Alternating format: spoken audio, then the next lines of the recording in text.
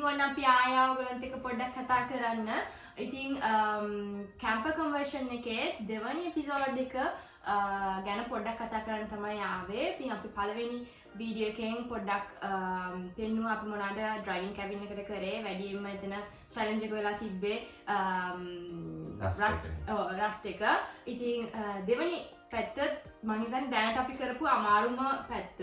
ඒ කියන්නේ ටිකක් බරයි එතකොට ඔක්කොම දේවල් උස්සන්න තිබ්බා අවශ්‍ය දේවල් ගන්න ලොකු දේවල් තමයි ගන්න ඕනේ නේ ෆස්ට් පාර්ට් එකට පොඩි දේවල් තමයි අපි අරගෙන ඒක සුළුවෙන් කරගෙන ගියා දෙවෙනි පාර්ට් එක ඇත්තටම ලොකුවට හිතන්න උනා ඉතින් ඔව් අපි කියන්නේ මේ කරන වැඩ මැප් එකක් ඇඳගන්න උනා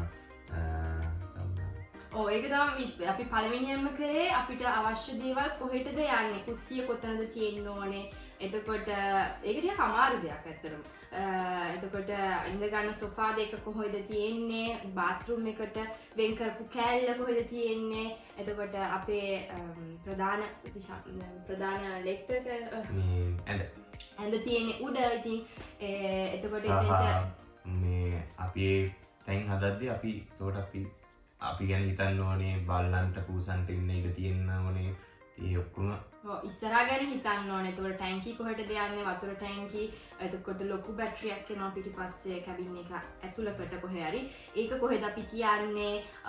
සෝෆා එක මැදට පොඩි ටේබල් එකක් එනවා.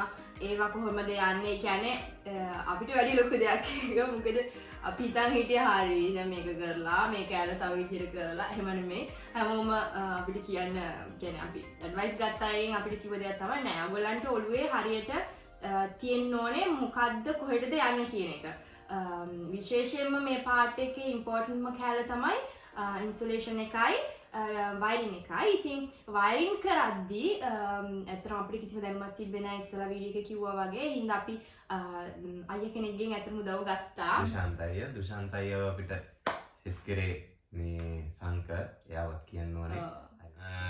දුෂාන්ත අයියා අපිට මේක වැඩකට වඩා එයාගේ දෙයක් කරනවා වගේ තමා කරේ. අපි දවසක යාට බලන්න එන්න කිව්වා. බලන්න. ඒතර මුකුත්ම තිබ්බේ නැහැ ඇත්තටම. එයා ඉඳන් කිව්වා මල්ලි මේ වැඩේ හරියන්නේ නැහැ. ඔයගොල්ලෝ මට වයරින් කරන්න දවස් දෙකක් යයි වුණොත්. නමුත් ඔයගොල්ලන්ගේ ඔළුවේ හොඳට තියෙන්න ඕනේ ප්ලෑන් කරලා හොඳට ලියාගෙන සකස් කරගන්න. කොහෙද දේවල් යන්නේ කියලා. එතකොට යාට ප්ලග් අදින්න, එතකොට වයර් අදින්න, ඒ හැමදේම කරන්න අපි ඔළුවේ තියෙන්න ඕනේ. කුස්සිය මෙතෙන්ට යනවා මෙතෙන්ට ප්ලග් එකක් යනවා බාත්රූම් එක මෙතෙන්ට යනවා මෙතෙන්ට තව ප්ලග් එකක් යනවා එතකොට අපි ඇඳ තියෙන උඩ අනිවාර්යෙන් අපි ඉන්න වෙලාවට කම්පියුටර් එක හරි ෆෝන් එක හරි charge කරගන්න එතෙන්ට ප්ලග්ස් යනවා නිකම් ප්ලග්ස් නෙමෙයි USB chargers යන්නේ සහ වයරින් ගැන කතා කරොත් 12 volt වෙනම පැත්තක් යනවා එතකොට 220 watt 220 තව පැත්තකට කම්බයින් වෙනවා මොකද හැමදේම 12 volt හොයාගන්න බැරි නිසා. ඉතින් එතකොට මේකේ චැලෙන්ජ් එක කරලා තිබ්බේ සහ ඇත්තටම හෙන සතුටකින් කරපු දෙයක් තමයි කොහෙටද දේවල් යන්නේ කියන එක. ඒ ඔක්කොම අපි ප්ලෑන් කරලා ලියලා මැනලා මේ හැමදේම ඇඳගත්තා ප්ලෑන් එකේ. පොතක් තියෙනවා මගේ පොතකෝ මේ තියෙන්නේ මගේ ආදරණීය පොත. මෙතන තමයි මම ඔක්කොම ලියාගන්නේ. ඒකට මම උදව් කරා. වැඩි නෑ. ඉතින් මේව දෙයක් කියනවා මේ ප්‍රොජෙක්ට් එකේ ඔළුව මම අතපය වැඩ කරන්නේ මෙයා. මම එයාගේ වැඩ ගන්නවා.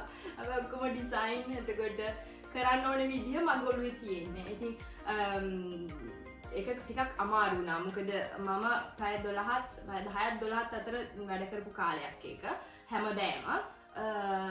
එතකොට චලන කියන්නේ ප්‍රේම් එකට ඉවර වෙනවා. ඔව්. ඉතින් මොකද පළවෙනි ලොක්ඩවුන් එකත් එක්කම තමයි අපි පටන් ගත්තේ දේවල් කරන්න. හරියටම මාර්තුනේ. ඔව් මාර්තු තමයි. ඔව් මාර්තු තමයි අපි මේ නැගිටින්න එක කරලා ඉවර කරේ. මාර්තු අපි හිතුවා ඒක කරනවා කියලා.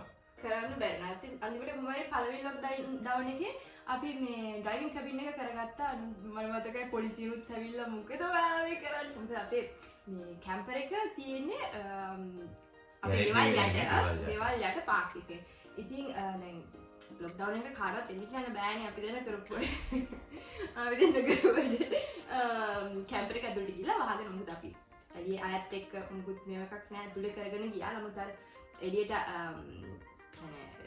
ඩෝ එක එළියට ඇරලා දේවල් කරද්දී කොහොම හරි පොලිසියෙන් යනවා එනවා මේ පැත්තේ අපි කට්ටිය මොකද කරන්න බලන්න. එතකොට නැවතුණා කිව්වා ගයිස් ඔයගොල්ලන්ට මේක කරන්න බෑ මෙහෙම. එහෙනම් ගෙදරට යන්න ඔයගොල්ලන්ගේ පාක් එක උනත් ගේ ඇතුළෙම ඉන්න ඕනේ කියලා. ඊට පස්සේ ඉතින් අපි දෙන්න කුත් කියන්නේ ඔරියන්නේ තු ගෙදර ඇවිල්ලා ටිකක් හැමදේම කන්නහම කරගත්තා. ඉතින් දෙවෙනි ලොක්ඩවුන් එකේ මෙයා එක වෙනකන් විතර වැඩ කරලා තිබ්බේ. ඉතින් අපේ ප්ලෑන් එක දවසේ කරන්න ඕන දේවල් මම එයාට කියලා යනවා මේක වෙන්න ඕනේ මේක මෙහෙම වෙන්න ඕනේ කියන එක. ඊට පස්සේ එයා කරන්න බැලුවා ගොඩක්.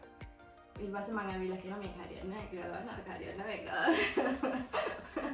ඔය ඉස්තරේ කිව්වත් මේ අපි බිම ඇඳගත්තා. බාත්රූම් එක කොයිද යන්නේ?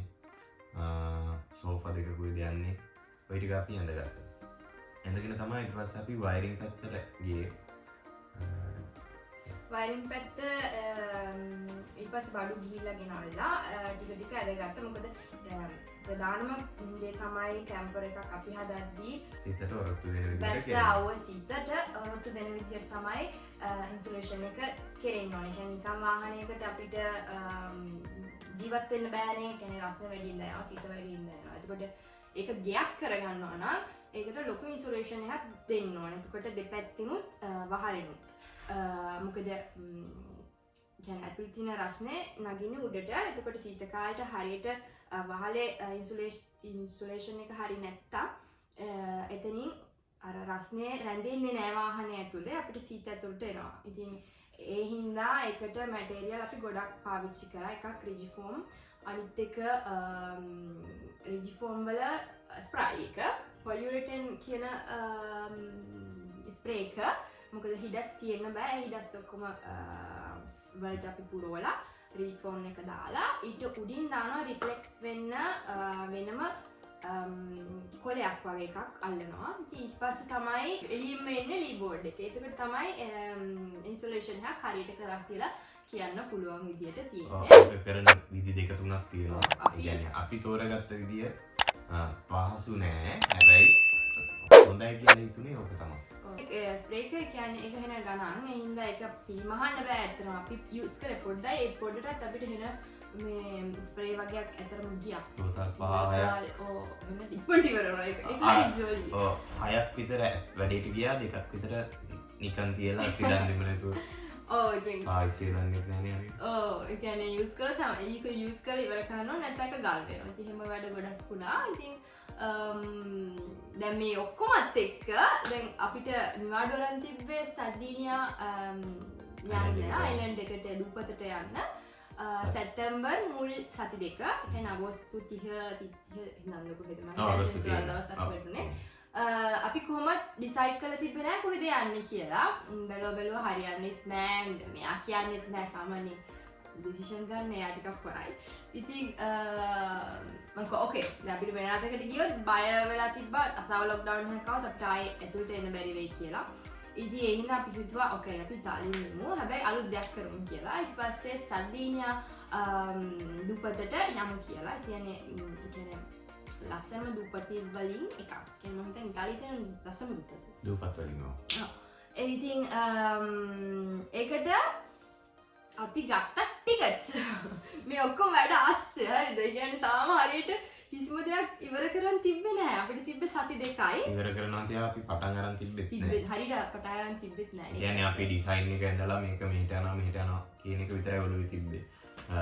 එතකොට අපිට දුෂාන්තයව කරන් කරන දුෂාන්තයව හම්බුනේ නැහැ. අපි ගාව තියෙන්න ඕන බඩු මුට්ටු තිබ්බේ නැහැ. කිසි දෙයක් නැතුව තමයි අපි මේ සර්දීනියා අයිලන්ඩ් එකට යනවා කියලා අදහස් කරලා මෙයා ඒකට ගොඩක් කැමති වුණේ නෑ අත්‍තරම කිව්වොත්. නමුත් කාලෙත් එක්ක නමුත් මං හිතුවා අපිට ඒම් එකක් තිබ්බොත් මෙදාට කලින් ඉවර වෙන්න ඕන කියලා.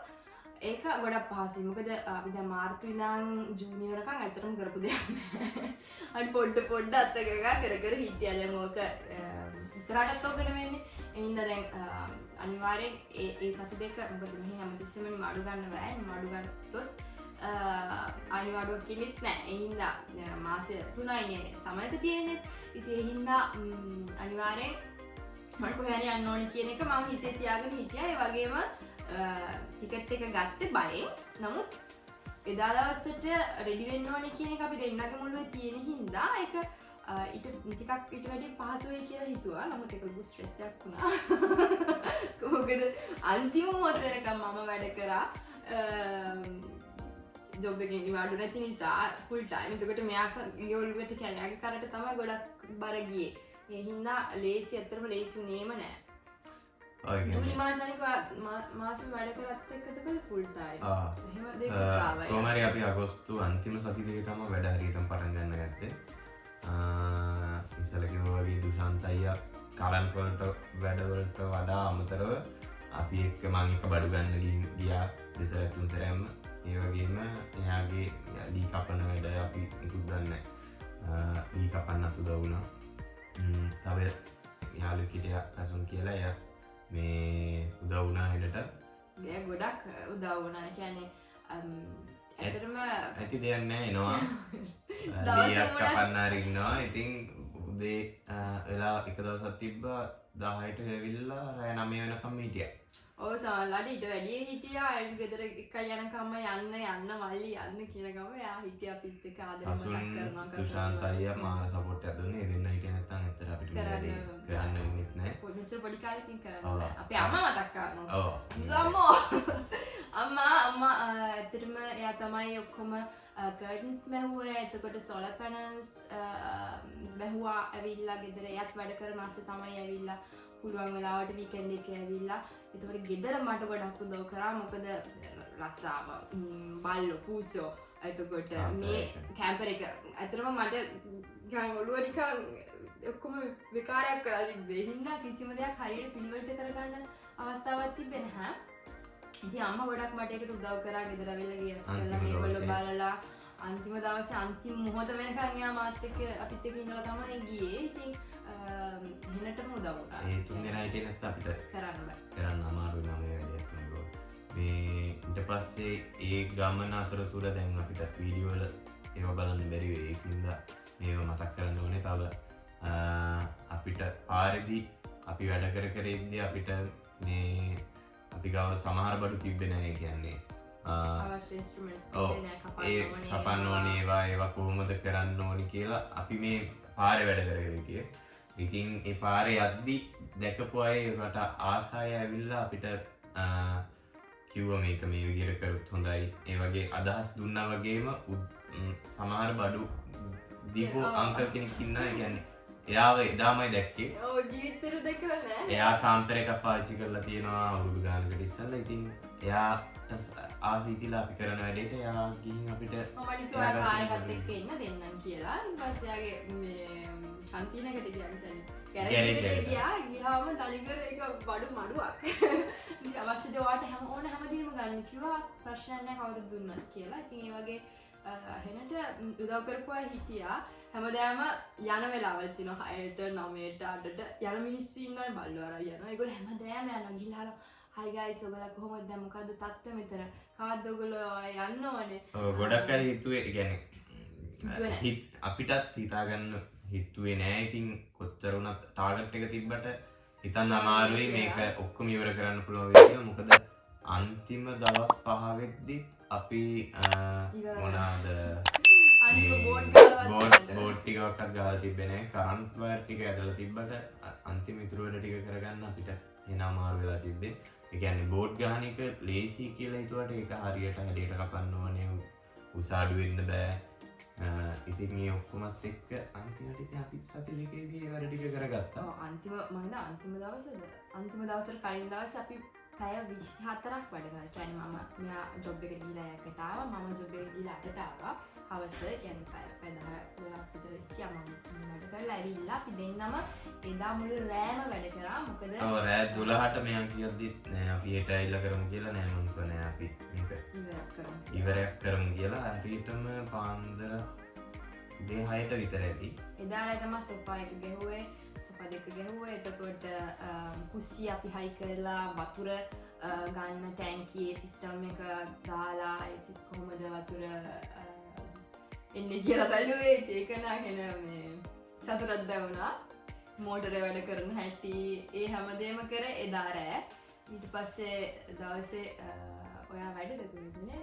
මම වැඩ නෑ මෙයා වැඩ වෙන්න ඕනේ. ඊට පස්සේ දා අම්මත් ඇවිල්ලා අම්මත් එක්ක අනිත් ලී ටික ඔක්කොම හයි කරලා ඉවරයක් කරලා ඊට අද යන්න තිබ්බේ. ඊට තමයි යන්න. ඒකට තමයි ඇඳුම් පැක් කරලත් නෑ. කියන්නේ කිසිම දෙයක් රෙඩි නෑ. ගත්ත දේවල් ඔක්කොමත් එහෙම මේගොල්ලන්ගේ කෑම බීම ඉන්න තැන කිසිම දෙයක් රෙඩි නෑ. ඔව් ඒ කියන්නේ අපි සර්දීන්යා අපි සාමාන්‍යයෙන් ගේ ට්‍රිප් හැම එකම අපි ඉස්සෙල්ලා ප්ලෑන් කරනවා අපි කොහෙද යන්න ඕන කොහෙටද යන්න ඕන කියන එක අපි සාමාන්‍යයෙන් ප්ලෑන් කරලා තමයි යන්නේ. අපි ඇප්ස් ටික ඩවුන්ලෝඩ් කරලා ඒ විදිහට තමයි අපි යන්නේ. අවුරුදු කියන්නේ දවස් 2-3ක් තිස්සේ අපි ඒකට ලෑස්ති වෙනවා. කියන්නේ බඩු ටික හිමිසර ගිහින් දානවා මේගොල්ලන්ගේ ඒවා ටික ගිහින් දානවා. ඒකෙදී අන්තිමට ඔක්කොම කරේ අන්තිම දවසේ. ඒ කියන්නේ අන්තිම දවසේ කියන්නේ යන දවසේ. ඔව් යන දවසෙත් අපි ගෙදරින් පිටත් වෙද්දී උදේ නැගිටලා ටමාට් විතර ගෙදරින් පිටත් වෙද්දී හවස 4 වගේ වුණා. 4ට පස්සේ මම 6 ගානේ කෝච්චියද කොහෙද ගියේ යාව මට මේ ස්ටේෂන් එකට දාගන්නවත් වෙලා නැතුව ගියා. මොකද මේ අපි ඉන්න තැන ඉඳලා පැය 2කමාරක් පැය 3කමාරක දුර වලට යන්න ඕනේ පෝට් එකට යන්න. එතනින් සඳුදා උදේ පාන්දර තමයි අපිට මේ නැව ගන්න යන්න තිබ්බේ. නැවේ පැය 8ක් ගිහිල්ලා තමයි සර්ඩීනියා අයිලන්ඩ් එකට දුපතට යන්න පුළුවන්. ඉතින් ඒ අද අපිට අන්තිම මොහොතේ ගිහිල්ලා බෑනේ. ඒ හින්දා අපි කොහොම හරි එහෙට යද්දි රෑ 10 මාර හරි රෑ at least 5යි. මට පෝට් එකට ළඟට යන්න බෑ. මොකද දැනට ඩ්‍රයිව් කරන්නේ මං විතරයි. එදා ඇත්තටම මැරිලා හිටියේ.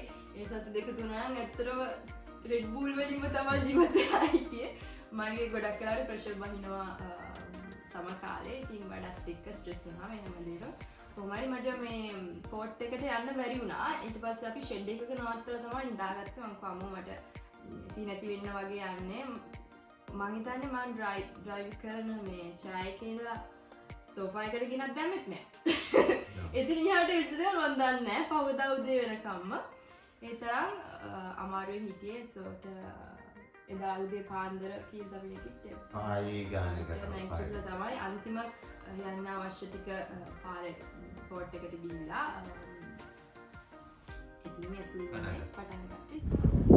Hi guys, අපි දැන් ඉන්නේ සර්දේනියා වල සර්දේනියා අයිලන්ඩ් එකේ ෆස්ට් නයිට් එක මෙතන තමයි අපි ගත කරේ. ඉතින් ඒවෙන් වීඩියෝ කරන්නත් බැරි වුණා. හදිස්සියට එක කෑව කාලා නිදාගත්තා. ඊයන් අපේ කැම්ප් එක කොහොමද ඕගනයිස් කරගත්තේ කියලා පෙන්නන්න. Lucky, hey.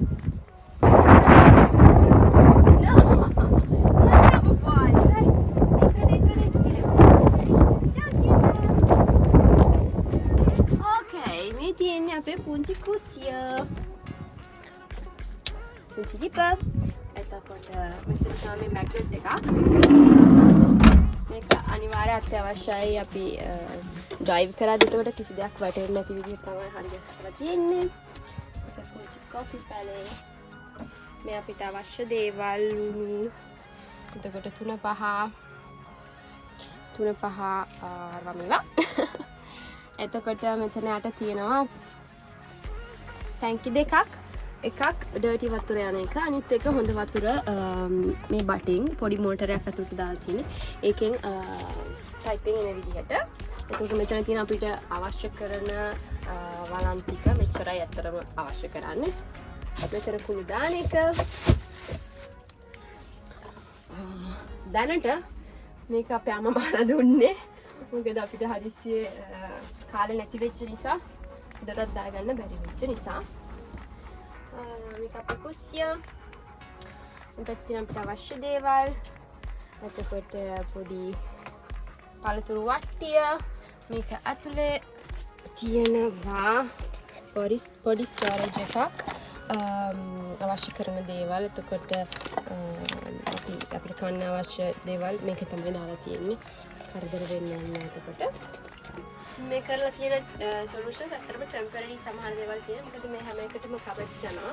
දැන් අපි ඉන්නේ පුංචි ඉඩක. එතකොට බල්ලෙක් ඉන්නවා, පුසු දෙන්නෙක් ඉන්නවා, අපි දෙන්නා ඉන්නවා. ඒ හින්දා අනිවාර්යෙන් හරියට ඕගනයිස් වුණේ නැත්නම් පිස්සු හැදෙන දේවල් හොයන්න ගියාම පොඩි ඉඩක් තියෙන්නේ ඉක්මනට ඩර්ටි වෙනවා හින්දා. ඉතින් එදිනෙදාට අවශ්‍ය කරන හැමදේම මෙතන තියෙනවා. එතකොට මේ අපේ පුංචි බාත්රූම් එක. මේකත් වතුර ටැංක් එකක් ඇත්තටම. මේක පොඩි ෂවර් එකක් එහෙම තියෙනවා. එතකොට මොනවද පෙන්නන්න පුඩා. උඩ තියෙනවා අපේ ඇඳ. ඇඳ දැනට අපි මැනුවල් තමයි යටට ගන්නේ. ඇන හතරක් දාලා තියෙනවා බ්ලොක් වෙන්න. ඉතින් ඒ වුණාට මේක ඉලෙක්ට්‍රික් ඇඳක්. දැනට අපිට හරියට තියෙන්නේ 12 බල්බ් විතරයි හින්දා මේක අපි මැනුවල් දාලා තියෙන්නේ.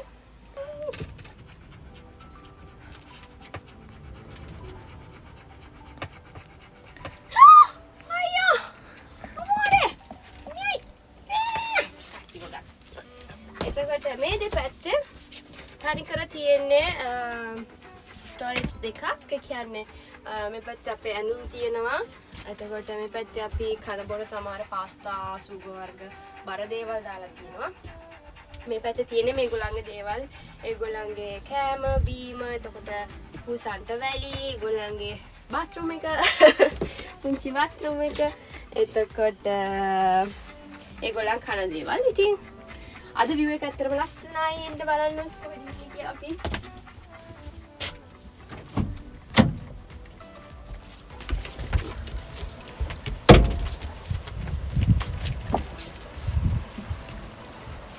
තමා දුතේ අපි නැකිට්ටේ.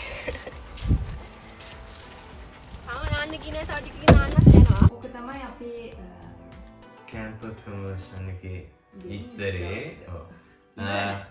ඉවර නෑ. තව තියෙනවා හදන්න. ගොඩක් තියෙනවා හදන්න. ඒකින්ද හිතන්න එපා මේක මෙතනින් ඉවරයි කියන එක. ඉතින් තෘප්තියක් තියෙනවා අපිට. ඒ කියන්නේ දැන් මම කවදාවත් පාවිච්චි කරපු නැති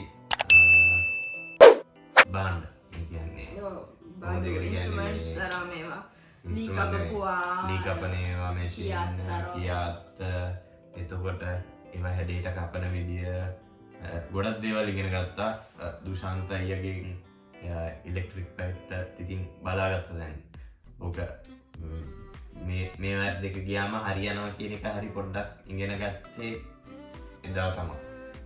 ඉතින් අපි ගොඩක් දේවල් ඉගෙන ගත්තා. අපි හිතනවා මේ වීඩියෝ එක බලලා ඔයගොල්ලෝ දේවල් ඉගෙන ගන්න සහ අපේ වැඩේ ගැන පොඩ්ඩක් හරි තේරුමක් ඉස්සර වීඩියෝ එකට වැඩි තේරෙයි කියලා. අපි කරන වැඩේ මොකද්ද මේ කරන්නේ, අපි දෙන්න මොකද්ද මේ කරන පිස්සුව කියන එක චුට්ටක් තේරෙයි කියලා. ඉතින් ගොඩක් වෙලාවට අපි ගත්තේ ටයිම් ලැප්ස්. සමහර වීඩියෝස් ඇත්තටම හොයාගන්නත් නෑ. අපි බැලුවේ ඉන්න හොය දැම්මා වීඩියෝ එක රෙකෝඩ් වෙනවද නැද්ද කියලා දන්නේ නැහැ. වැඩි කරගෙන ගියා. මොකද අපිට කාලේ තිබෙන්නේ නැති නිසා. ඉතින් මට හයියෙන් යනවා සමහර ඒවා තේරෙන්නේ නැතුව ඇති. ඔයාලට ප්‍රශ්න කියනවා නම් අහන්න. මේක තමයි ඉතින් දෙවෙනි එපිසෝඩ් එකේ විස්තර. ඉතින් ආයි තුන්වෙනි එකේ හම්බ වෙමු. ඊට කලින් මොනවා හරි වලින් හම්බ වෙන්න අනිවාර්යෙන්ම. ඉතින් සබ්ස්ක්‍රයිබ් කරන්නට වඩා ඔයගලන්ගේ අදහස් දක්වන්න. සබ්ස්ක්‍රයිබ් කරන්න. ඉතින් ඔක බැලුවා කරන්න එපා. ඇත්ත වැඩක් නෑනේ. ලයික් කරලා ෂෙයා කරලා ඔයගලන්ගේ අදහස් කියන්න අපේ පිස්සුව ගැන, වන්ඩර්ලස් පිස්සුව ගැන. ඉතින් මේක තමයි අපේ කතාව.